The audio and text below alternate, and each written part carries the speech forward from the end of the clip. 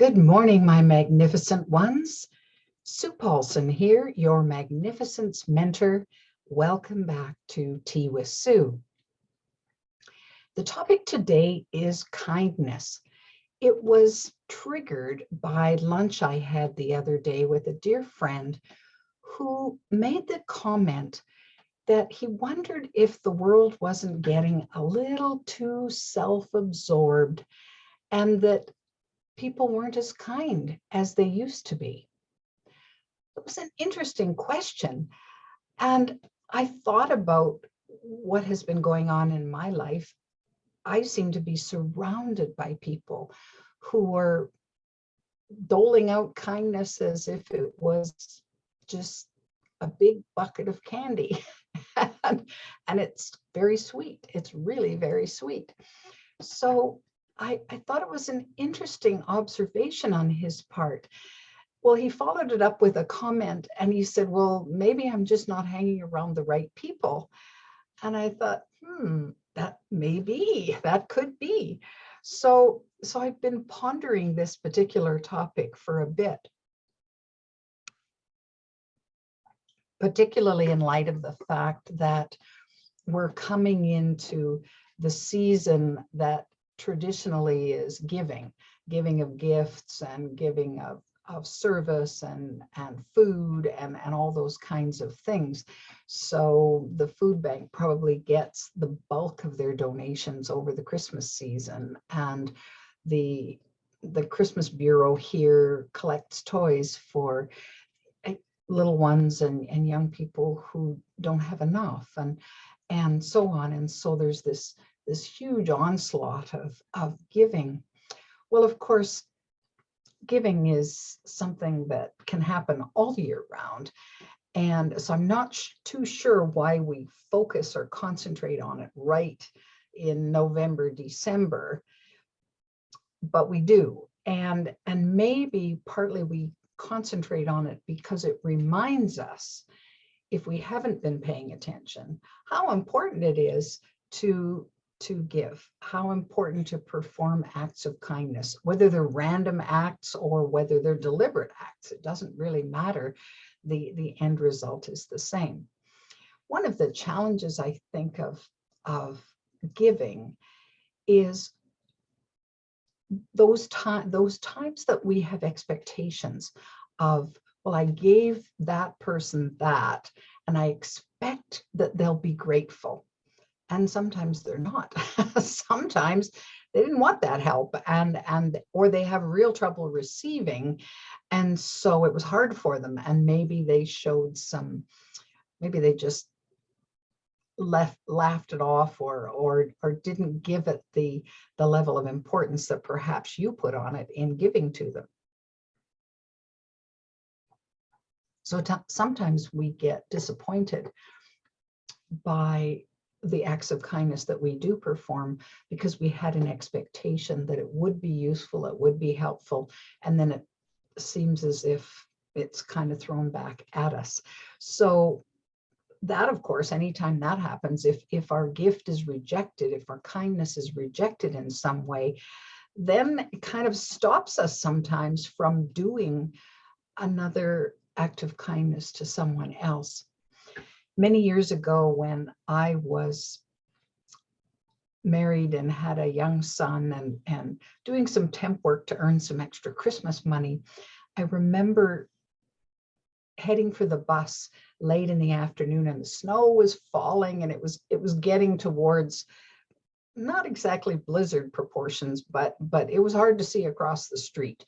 And I noticed a woman standing there holding a sign. And of course, it's pretty typical in our area that if somebody's standing there holding a sign, they're looking for some help in some way, shape, or form. Well, I wasn't close enough to read the sign, but as I got across the street, I kind of skirted to the right to just see what she had on her sign. And this was a woman who was really hoping for some help for her kids at Christmas. Well, I just got paid and I had some money in my pocket, and I thought, I I'd really like to help her out. But it was so interesting that the second thought in my mind was, oh, but what if she rejects me? What if she turns away from my help, or is upset that I've approached her or whatever? And it was a very odd feeling that I had. And finally, I gave my head a little shake and said, oh, come on, Sue, just go over and give her what you feel you can. And I handed her the money, and she was very grateful. She was very shy, and she thanked me. And I walked away and carried on my merry way. I think I was probably Christmas shopping or something like that. But it occurred to me afterwards, I thought, why was I so shy that I wouldn't have stopped and talked to her a little bit? Because I'm sure the cash, which is what she needed, was really helpful. But maybe she also needed a kind word. Maybe she needed for me to go and get her a coffee and bring it back or something like that. But I was too timid to really move forward in a way that could have served her even better. I did what I could, and I felt good about helping her. But I really questioned. I thought, what is it that plants in us that makes us hesitate to have an authentic connection with another human being, total stranger or not? And so it really is an interesting perspective. I also remember when I was going through cancer, when I needed help from other people. Well, it didn't serve me that well that I was mostly fiercely independent, that I was the one who helped. I didn't need other people's help. And in lots of cases, I would just say, no, I'm fine. Well, cancer has a way of hitting you square in right between the eyes. And you realize, whoa, I need help here. I am really struggling. I'm kind of desperate, actually. Well, of course, people were coming from all sides to support and help in whichever way that I needed and was useful and so on. And I confess that I was a grudging receiver. I didn't know how to receive their help because it was kind of foreign to me, that I had never asked for help before. And so to have this kind of onslaught, I don't think I was very gracious about it. So sorry to all of those of you who know me. And I wasn't a good receiver. It was a lesson that I had to learn. I needed to learn how to be grateful and have a grateful heart, and feel that I was worthy of that kind of help, because that was part of it. I didn't really feel I deserved the kind of help that people were offering me. So it was hard when they just poured it out, and I'm going, whoa, I don't know what to do with this. So it put me in a kind of an awkward spot. As I got used to receiving, and as I learned how to do it better, then it felt better, absolutely. And of course, then people wanted to give even more. And so funny how that kind of snowballs in the way that works. Certainly as adults, the way our children become kind and learn to give is by watching us as role models. When we're willing to put ourselves out there with no thought of anything in return, not even a thank you necessarily, but we do it because it's important and it serves in some way. Our kids watch that. I mean, children live what they learn. So they learn that from us. And I've watched my son as an adult be so generous and giving and kind to those in his circle, and of course to his parents as well. And I know that we played a role in that, because that was part of what was important to us. That's what one of the things we grew up with. So my parents and grandparents and aunts and uncles were very good at helping out in the community and giving. And so it was modeled generation to generation to generation. So take a look around, and if you're finding that some of the younger crowd are a little self-absorbed, then maybe it's time to help them move out of that, to understand that they're not the only one, that other people have difficulties too, and in some cases have far more difficulties than they'll ever have. But they don't know. You can't badmouth them for what they don't know.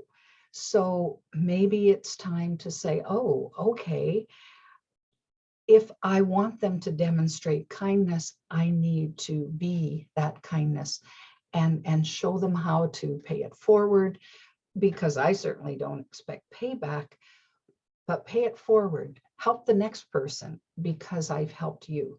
And it doesn't take them long. They catch on. And I've seen lots of young people who have taught those of us who are older a whole lot more about giving and kindness than maybe I ever knew. So it works both ways. So do I think that there's a lack of kindness out there? No, I don't.